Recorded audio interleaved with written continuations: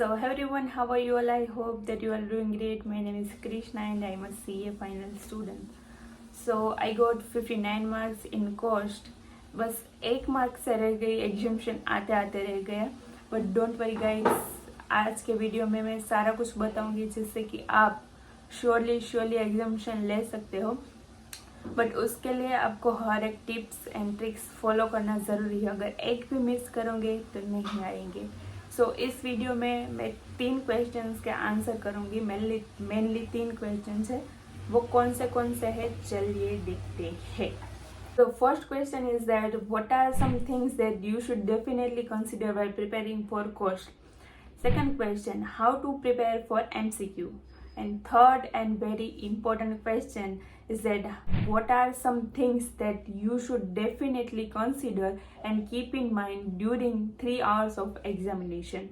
So now let us start by giving answer of very first question. So conceptual clarity is must. And how will you get that conceptual clarity? By watching lectures. तो lectures देखना is must. Don't do self study because self study किस में काम आता है? Theoretical subjects में. Practical subjects में आपको कॉन्सेप्चुअल क्लैरिटी चाहिए. आप कोई भी फैकल्टी के लेक्चर्स देखोगे उसमें आप मेथड देखोगे कि भाई किस तरह से ये सब सोल्व होता है. विदाउट वॉचिंग लेक्चर्स वो आपको कुछ समझ में नहीं आएगी. जो लोग बोलते हैं कि मैंने सेल्फ स्टडी किया वो झूठ बोल रहे हैं, क्योंकि उन्होंने भी यूट्यूब में से कोई ना कोई वीडियो देखा होगा, मेथड समझी होगी, तब जाके उनको आया होगा. वो भाई भगवान नहीं है कि उनको पहले से ही ये सब की मेथड आती है और पहले से ही सारा सब कुछ सोल्व करता है. नहीं, ऐसा बिल्कुल नहीं होता है. तो क्या करो कि यूट्यूब में से ऐसा कोई कंटेंट ढूंढो, ऐसी कोई प्लेलिस्ट ढूंढो जो सब पूरा का पूरा सब कुछ करवाते हैं, डिटेल में करवाते हैं, या तो फिर लेक्चर्स परचेस कर लो. ये दोनों में से आप कुछ भी कर लो. अगर आप लेक्चर्स अफोर्ड नहीं कर सकते तो यूट्यूब में भी कई सारे फैकल्टीज ऐसी है जो आपको पूरा का पूरा डिटेल में करवाती है. And while watching this lectures आप सम की प्रैक्टिस भी साथ साथ में करो, क्योंकि क्या होता है कि जब आप लेक्चर्स देखते हैं तब आपको सब कुछ समझ में आ जाता है. फिर आप जब अकेले करने बैठते हो तब आपसे कोई भी सम नहीं होगा. तो क्या करो कि साथ साथ में सम की प्रैक्टिस करो, फिर लेक्चर्स बंद करो और फिर से आप वो सम की प्रैक्टिस करो. तब जाके आपको पता चलेगा कि एक्चुअल में मुझे ये सम समझ में आया है कि नहीं. And do not skip any of this chapter, because मेरे साथ क्या हुआ कि MCQ में 10 मार्क्स के स्टैंडर्ड क्वेश्चन के MCQ आ गए और मैंने स्टैंडर्ड क्वेश्चन बिल्कुल ही स्किप कर दिया था. तो मेरे पूरे के पूरे 10 मार्क्स तो चले गए. मुझे इसकी तरफ देखना भी नहीं है. ये 10 मार्क्स तो मेरे वेस्ट गए, आएंगे ही नहीं. और ऊपर से जो 70 मार्क्स का पेपर था उसमें से भी आई थिंक 10 मार्क्स या 15 मार्क्स के स्टैंडर्ड क्वेश्चन के क्वेश्चन थे. तो मेरा पत्ता बिल्कुल भी कट गया. तो आपके साथ ऐसा ना हो, इसलिए do not skip any of the chapter. Now mug up every formula, mug up every format. Now at this point of time आपके पास ऐसा टाइम नहीं है कि आप एक एक फॉर्मूला कैसे डिराइव होते हैं वो सब जाके सीखो. फॉर्मेट कैसे बना है वो एकदम लॉजिकली सीखो.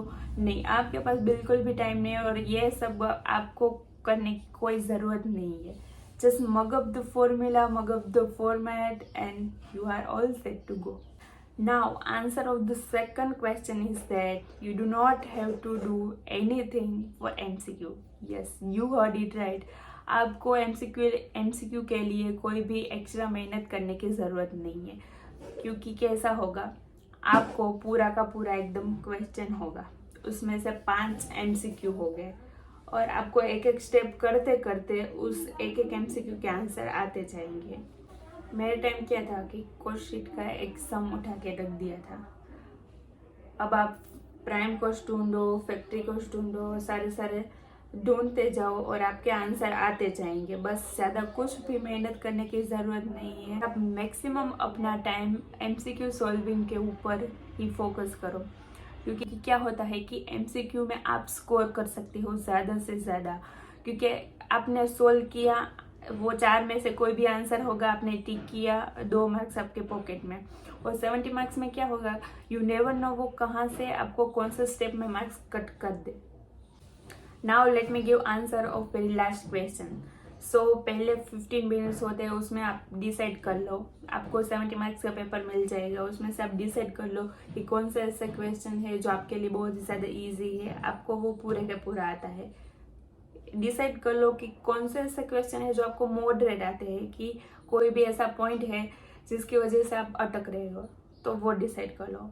एंड थर्ड कैटेगरी, जो क्वेश्चन है जो आपको बिल्कुल भी नहीं आते हैं। तो ये सारा कुछ आपने डिसाइड कर लिया। अब बढ़ते हैं आगे। वो 3 आवर्स स्टार्ट होते हैं। पहले आपको आएगा MCQ का पेपर, तो पहले ही MCQ सारे सोल्व कर लो, जो आपको आते हैं नहीं आते हैं।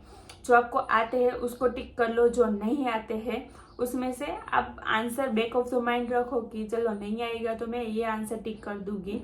और फिर लास्ट में जो 15 मिनट्स बचते हैं उसमें आप क्या करो कि जो भी आपने टेंटेटिव आंसर रखे हैं वो आप सारे टिक कर लो। कोई भी MCQ छोड़ना मत, क्योंकि ऑब्वियसली इसमें नेगेटिव मार्किंग नहीं है। और अगर तुक्के से बाय चांस भी अगर आपने टिक किया है वो सही होगा तो आपको मार्क्स मिलेंगे फ्री फंड में। और मैक्सिमम टाइम प्रैक्टिकल सब्जेक्ट्स में यही होता है कि वो आपको एक ऐसा पॉइंट दे देंगे बीच में से, जो आप गलत करोगे तो नीचे के सारे आंसर्स रॉन्ग आएंगे। तो आप क्या करो कि वो क्वेश्चन ही अवॉइड कर दो। अगर आपके पास ऑप्शन है कि अगर दूसरा कोई क्वेश्चन आप कर सकते हो, या तो थियोरी है जो आपको आती है, तो वो क्वेश्चन ही अवॉइड कर दो। क्योंकि अगर आप वो बीच का जो पॉइंट है वो गलत करोगे तो स्टेप मार्किंग में वो सारे नीचे के स्टेप्स होते हैं, उसके मार्क्स नहीं मिलेंगे। सो avoid this type of questions in examination. So yes, that was all from my side. If you like the video, do like this video. If you find the content fruitful, then subscribe to my channel. If you have any queries, then let me know in the comment section. Bye bye.